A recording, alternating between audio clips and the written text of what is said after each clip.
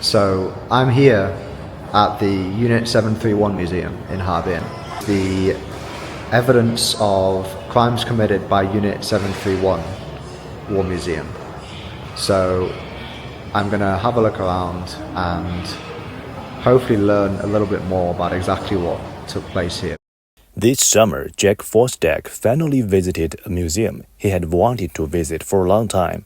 The Museum of Evidence of War Crimes by the Japanese Army Unit 731 in Harbin, the capital of northeast China's Heilongjiang province. Unit 731 was a top-secret biological and chemical warfare research base, established in Harbin as the nerve center for Japanese biological warfare in China and Southeast Asia during World War II. At least 3,000 people were used for human experiments by Unit 731, and more than 300,000 people were killed by Japan's biological weapons in China. The Brit first learned about the atrocities committed by Japanese troops in China during World War II while he was an exchange student at a university in Beijing about 5 years ago. After visiting Harbin, his wife's hometown, he has learned more. 实景四郎呢，他是需要用活人进行实验，所以呢，他就向上级请示，将细菌研究基地转建在中国的东北地区。 As they wanted to dehumanize their subjects here, the Japanese came up with the word "mauta," which I believe effectively just means a piece of wood, and this was how they referred to their detainees. 他们用于人体解剖实验的病理切割机。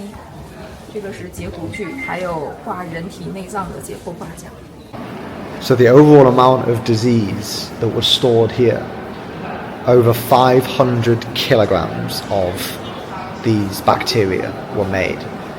And earlier, as I was speaking to the staff, they mentioned that this would be more than enough to wipe out the entire human race. So this is the scale of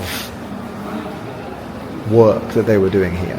In Japan. Coming here, it's given me a good understanding of just how much China suffered during World War II, because that's not something that we learn a lot about in Europe. Obviously we learn a lot about World War II itself in our history classes, but in schools the history is always going to be affected by your geography. So we learn about what takes place in Europe and what impacts the United Kingdom. But we learn very little of what happened to China and how China suffered in this period. So for me to learn about somewhere like this and to find about just the sheer scale of war crimes and atrocities that are taking place in somewhere like this, I think it's very important to learn about. They've gone to huge efforts to make sure that this story is told, and that I think is why I decided that I should still make this video.